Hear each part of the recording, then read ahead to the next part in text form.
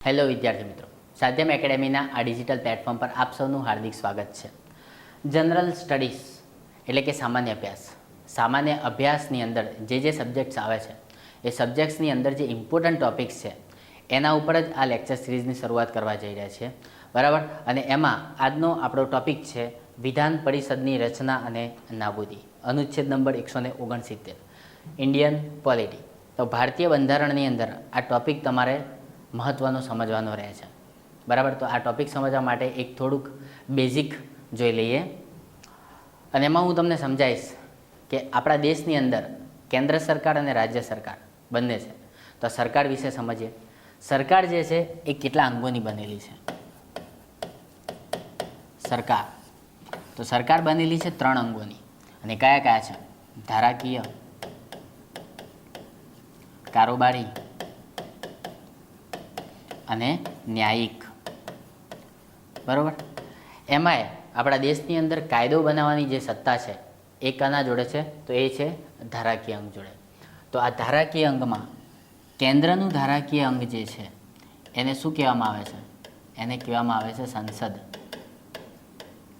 Okay. અને આ સંસદ કેટલા અંગોની બનેલી છે? તો 3 અંગોની બનેલી છે: લોકસભા, રાજ્યસભા અને રાષ્ટ્રપતિ, બરાબર. તો આ તો થયું કેન્દ્રનું ધારાકીય અંગ. એવી જ રીતના રાજ્યનું જે ધારાકીય અંગ છે એ રાજ્યના ધારાકીય અંગને શું કહેવામાં આવે છે? તો એને કહેવામાં આવે છે વિધાનમંડળ. વિધાનમંડળ. અને આ વિધાનમંડળના પણ 3 ભાગ છે: વિધાનસભા, વિધાન પરિષદ અને રાજ્યપાલ. ઓકે. તો આ વિધાન પરિષદ જે છે એના વિશે તો આપણે આજે સમજવાનું છે. એની રચના અને નાબૂદી વિશે આજનો આપણો આ ટોપિક છે, બરાબર. તો એ ટોપિક સમજતા પહેલાં હું તમને વિધાન પરિષદ વિશે થોડીક વાત કરું કે આ વિધાન પરિષદ જે છે એ દરેક રાજ્યોની અંદર જોવા મળતી નથી, બરાબર. એનો મતલબ એવો થાય છે કે વિધાન પરિષદ દરેક રાજ્યમાં હોવી એ ફરજિયાત નથી, બરાબર. દરેક રાજ્યમાં વિધાન પરિષદ હોવી ફરજિયાત નથી. ઓકે, ફરજિયાત નથી. અને એટલા માટે જ આપણે જોઈએ કે મોટાભાગના જે રાજ્યો છે એ મોટાભાગના રાજ્યોની અંદર વિધાનમંડળ જે છે એ ખાલી વિધાનસભા અને રાજ્યપાલનું જ બનેલું છે, બરાબર. તો અહીંયા આગળ હું લખું છું કે મોટાભાગના રાજ્યોમાં વિધાનમંડળ એ વિધાનસભા અને રાજ્યપાલનું જ બનેલું છે. ઓકે. તો હવે તમારે સમજવાનું એ છે કે વિધાનમંડળની અંદર વિધાનસભા, વિધાન પરિષદ અને રાજ્યપાલ આ ત્રણેય હોય એવી રચના કયા કયા રાજ્યોમાં છે. એટલે શોર્ટમાં મતલબ એવો થયો કે કયા કયા રાજ્યોની અંદર વિધાન પરિષદ છે એ તમને ખ્યાલ હોવો જોઈએ, બરાબર. તો નેક્સ્ટ સ્લાઇડમાં આપણે જોઈએ છીએ કે કયા કયા રાજ્યોની અંદર વિધાન પરિષદ છે, બરાબર. પહેલાં તો હું તમને એક સૂત્ર, બરાબર, સૂત્ર કહો તોય આપું છું: કામ-બુ-ટ, બરાબર. તો આ 6 અક્ષર છે, એ 6 અક્ષરની અંદર જ તમારી વિધાન પરિષદો છે, બરાબર. જેમ કે કે એટલે કે કર્ણાટક, એ એટલે કે આંધ્રપ્રદેશ, એમ એટલે મહારાષ્ટ્ર, બી એટલે બિહાર અને યુ એટલે યુપી, ટી એટલે તેલંગાણા. તો આ રીતે તમે યાદ રાખી શકો છો.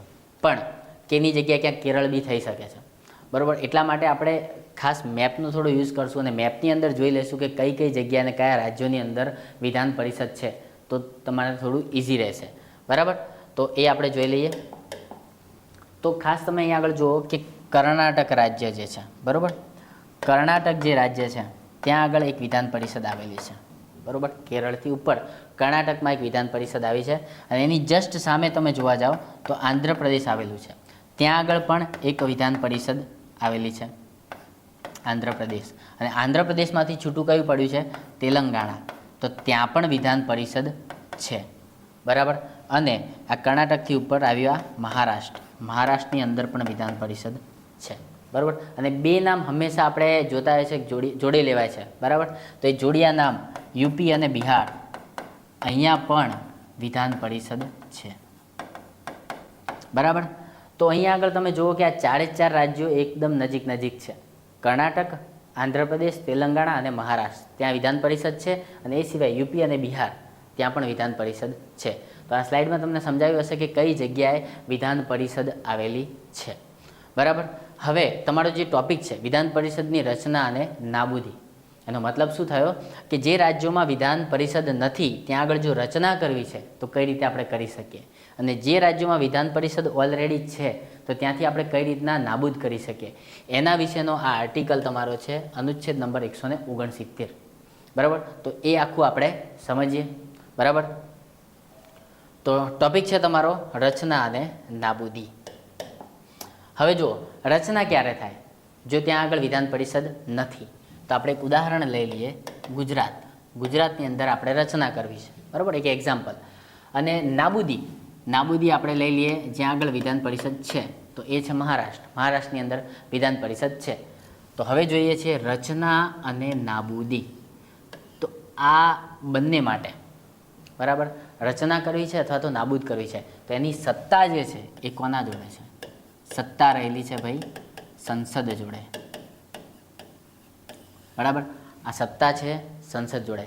પરંતુ જો કોઈ રાજ્યની અંદર રચના કે નાબૂદ કરવું છે તો એના માટેનો જે પ્રસ્તાવ છે એ પ્રસ્તાવ જે તે રાજ્યની વિધાનસભાની અંદર રજૂ થયેલો હોવો જોઈએ.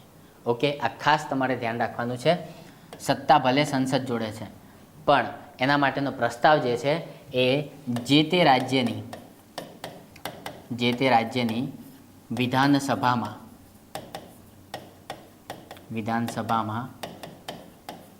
રજૂ થયેલો હોવો જોઈએ. બરાબર. અને એને તમારે વિશેષ બહુમતીથી પસાર કરવાનો રહેશે. કેવી બહુમતી છે? વિશેષ બહુમતી. ખાસ તમારે ધ્યાન રાખવાનું છે. બરાબર. હવે આપણે જોઈએ કે વિશેષ બહુમતી એટલે શું, કઈ રીતે? તો વિશેષ બહુમતીની અંદર બે શરતોનું પાલન થવું જોઈએ. એમાં પહેલી શરત એ છે કે આ વિધાનસભાની અંદર, બરાબર, વિધાનસભાની અંદર જે કુલ સભ્ય સંખ્યા છે, કુલ સભ્ય સંખ્યાના 50%થી વધારે મત મળવા જોઈએ. 50%થી વધારે મત મળવા જોઈએ. ઓકે. અને બીજી શરત એ છે, આની સાથે જ આટલું તો થવું જ જોઈએ, સાથે હાજર રહીને મતદાન કરનારના, હાજર રહીને મતદાન કરનારના 2/3 મત મળવા જોઈએ. ઓકે. 2/3 મત મળવા જોઈએ. અને આ બંને શરતોનું પાલન થાય છે તો એને વિશેષ બહુમતી મળી કહેવાય. હવે આ જો વિશેષ બહુમતી મળી જાય છે તો હવે આ જે ખરડો જે છે એ ખરડો ક્યાં જશે? એ ખરડો જશે સંસદમાં. કેમ? કેમ કે અંતિમ સત્તા તો સંસદની જ છે. બરાબર. અંતિમ સત્તા કોના જોડે છે? સંસદ જોડે છે. સ્ટાર્ટિંગમાં જ મેં તમને બતાવ્યું કે સત્તા કોના જોડે છે? સંસદ જોડે છે. બરાબર. તો સંસદની અંદર આવ્યા પછી સંસદમાં એને સામાન્ય બહુમતી મળવી જોઈએ. બરાબર. એટલે કે સાદી બહુમતી પણ તમે કહી શકો છો. બરાબર. તો સંસદમાં છે લોકસભા અને રાજ્યસભા. તો લોકસભા અને રાજ્યસભાની અંદર કેવી બહુમતી મળવી જોઈએ? તો સામાન્ય બહુમતી. બરાબર. અને સામાન્ય બહુમતી એટલે શું? સામાન્ય બહુમતી એટલે હાજર રહીને મતદાન કરનારના 50%થી વધુ. બરાબર. થી વધુ. ઓકે. જો આ રીતના સામાન્ય બહુમતી મળી જાય છે, આ સામાન્ય બહુમતી મળી જાય છે સંસદ તરફથી અને રાષ્ટ્રપતિ સાઇન કરે છે તો આ ખરડો પસાર થઈ ગયેલો ગણાશે. બરાબર. અને જે તે રાજ્યની અંદર વિધાન પરિષદની રચના કરવી છે તો રચના થશે અને નાબૂદી કરવી છે તો નાબૂદી તમે કરી શકશો. તો આ જે આખી પ્રોસેસ છે એમાંથી એક્ઝામમાં ક્વેશ્ચન આવી શકે છે. બરાબર. એટલે ફરીથી એકવાર કન્ફ્યુઝ કરાવે છે. બરાબર. એટલા માટે આપણે ફરીથી જોઈ લઈએ. ઓકે. તો રચના અને નાબૂદી માટેની સત્તા કોના જોડે છે? સંસદ જોડે છે. પરંતુ પ્રસ્તાવ ક્યાં રજૂ થયેલો હોવો જોઈએ? તો જે તે રાજ્યની વિધાનસભાની અંદર. અને ત્યાં આગળ કેવી બહુમતી? ખાસ અહીંયા આગળ ધ્યાન રાખજો, વિશેષ બહુમતીની જરૂર પડશે એ રાજ્યની વિધાનસભાની અંદર. અને વિશેષ બહુમતી કઈ રીતે મળશે? તો 50%થી વધારે મત કુલ સભ્ય સંખ્યાના, અને હાજર રહીને જે લોકો મતદાન કરે છે એના 2/3 મત મળે તો આ વિશેષ બહુમતી મળી કહેવાય. અને એ વિશેષ બહુમતી મળી જાય છે તો આ ખરડો જે છે એ ખરડો ક્યાં જશે? આ ખરડો જશે સંસદમાં. કેમ કે અંતિમ સત્તા કોની છે? અંતિમ સત્તા તો છે સંસદની. અને સંસદમાં એને કેવી બહુમતી જોઈશે આ ખાસ યાદ રાખજો, બરાબર. એટલા માટે જ અલગ પેનથી બોક્સ કરું છું કે સંસદની અંદર એને સામાન્ય બહુમતીથી પસાર થવો જોઈએ, બરાબર. અને સામાન્ય બહુમતી એટલે હાજર રહીને મતદાન કરનારના 50%થી વધુ જો મતદાન મળી જાય છે અને રાષ્ટ્રપતિ સાઇન કરે છે તો ખરડો પસાર થઈ ગયેલો ગણાશે, બરાબર. અને જે તે રાજ્યની અંદર વિધાન પરિષદની રચના કરવી છે તો રચના થશે, અને નાબૂદી કરવી છે તો નાબૂદી કરી શકશો. પણ અહીંયા ખાસ તમારે એક નોંધવાની બાબત એ રાખવાની છે કે સંસદની અંદર આ જે સુધારો થયો છે આ સુધારાને અનુચ્છેદ 368 હેઠળનો બંધારણીય સુધારો ગણાશે નહીં. બંધારણીય સુધારો ગણવામાં આવશે નહીં.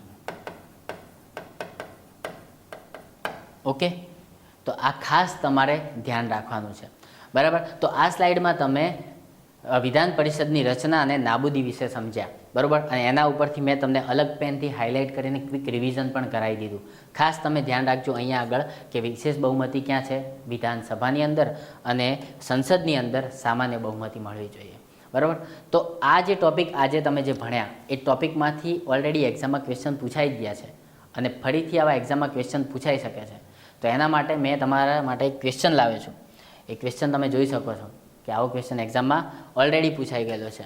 2019-20ની જીપીએસસી ક્લાસ 1-2ની એક્ઝામમાં આ ક્વેશ્ચન પૂછાઈ ગયેલો છે. તો એને આપણે સોલ્વ કરીએ. તો લખ્યું છે અહીં આગળ, રાજ્ય વિધાન પરિષદની રચના અથવા રદ ખાલી જગ્યા દ્વારા થઈ શકે છે. ક્લાસ 1-2ની એક્ઝામમાં પૂછાઈ ગયેલો ક્વેશ્ચન છે, બરાબર. એમાં 3 વિધાન આપ્યા છે કે રાજ્ય વિધાનસભાના ઠરાવ એટલે કે પ્રસ્તાવને અનુસરીને કાયદા વડે સંસદ, બરાબર. બીજું વિધાન છે સંબંધિત રાજ્યના મંત્રીમંડળની ભલામણ પર રાષ્ટ્રપતિ, બરાબર. બીજું છે સંબંધિત રાજ્યના મંત્રીમંડળની ભલામણથી રાજ્ય સરકાર. અને ક્વેશ્ચન શું છે તમારો કે રાજ્ય વિધાન પરિષદની રચના અને રદ એટલે કે નાબૂદી ખાલી જગ્યા દ્વારા થાય છે. તમે આખો ટોપિક વ્યવસ્થિત સમજ્યા હશો તો તમને અહીંયા આગળ આન્સર પણ ખબર પડી ગઈ હશે કે શું આન્સર આવશે. હવે તમે અહીંયા આગળ જુઓ કે પહેલું જ વિધાન છે કે રાજ્ય વિધાનસભાના ઠરાવને અનુસરીને કાયદા વડે સંસદ, એટલે અંતિમ સત્તા કોના જોડે હતી? સંસદ જોડે. તો સંસદવાળું આ જે વિધાન છે એ સાચું છે તમારું, બરાબર. એના દ્વારા થઈ શકે છે, બરાબર. અહીંયા લખ્યું છે મંત્રીમંડળ, ક્યાંય મંત્રીમંડળ આપણે આ ટોપિકમાં આવ્યું જ નથી, બરાબર. એ જ રીતના અહીંયા આગળ જો અહીંયા પણ મંત્રીમંડળની ભલામણથી કોણ? રાષ્ટ્રપતિ. એવું ક્યાં નથી આવ્યું? રાજ્ય સરકાર, એ પણ નથી આવ્યું. તો આ બંને વિધાન તમારા થયા રોંગ, અને માત્ર વિધાન એક જ તમારું સાચું છે. અહીંયા આગળ તમે જોશો કે 1 અને 3, માત્ર 1, તો આ તમારો થયો આન્સર, બરાબર. તો ઓલરેડી જીપીએસસી ક્લાસ 1-2માં એક્ઝામમાં ક્વેશ્ચન પૂછાઈ ગયો છે. તો આ ટોપિક તમે મસ્ત રીતે સમજ્યાશો એવી હું આશા રાખું છું. Thank you.